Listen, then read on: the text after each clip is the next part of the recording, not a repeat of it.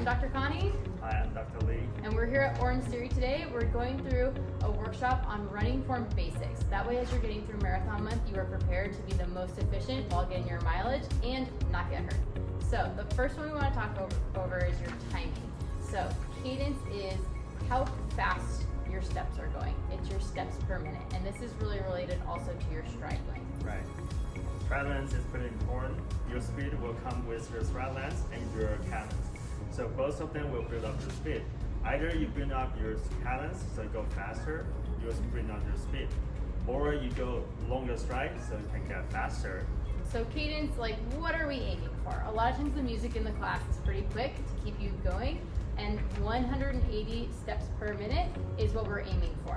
A lot of times, like if we're getting up to like 160, 170, that's really good. And so you can listen to the music in class and try and get your steps to go with that too. And the reason why that matters is the faster you go, the less time you have of that foot being on the ground. We want to strike the ground quick and pop off. The longer and more time you have on there, the more stress that is on your joints and your muscles, and the more likely you are to get injured. So instead of these long strides where you're landing and really slow, pushing one foot to the other, try to pick up the timing.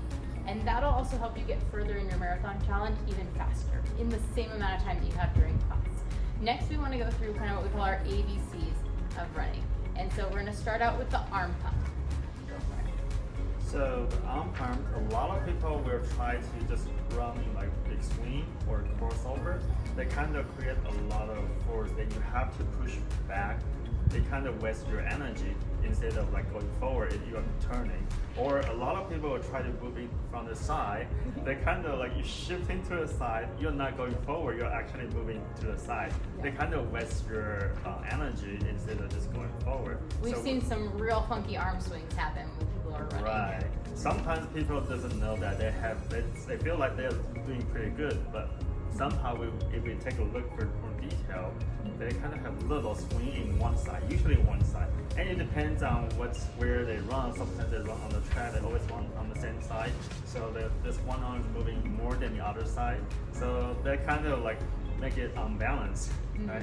And it can even cause more strain up at your neck if you're constantly swinging this one around. So for the arms, make sure that you're really holding your arms straight and you're driving them forward and back. You can also use the arms speeding up to help your timing too. So we want to make sure the arms stay in here and really nice, not letting them kind of swing and do all sorts of crazy things. That'll lose a lot of energy that you could be putting into moving forward.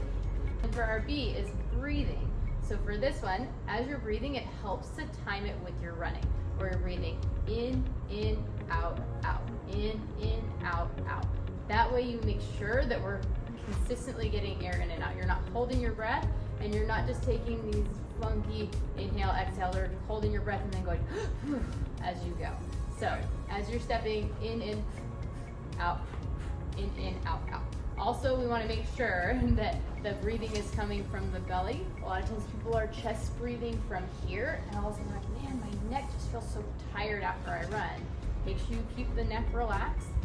Deep breaths in from the belly. Breathe in, out, out. So we should feel the belly rise and fall. Those are called diaphragmatic breathing. And C is for core. So don't forget our core muscles. When we run, we tend to be pretty stable. That's our like almost like transition from the legs to the arm. When you swing, the energy will transfer from your arms to your leg, and same thing from leg to your arm. So that's how you make it moving forward. So core is pretty important. A lot of people they try to go pretty straight. That's good. There's no run.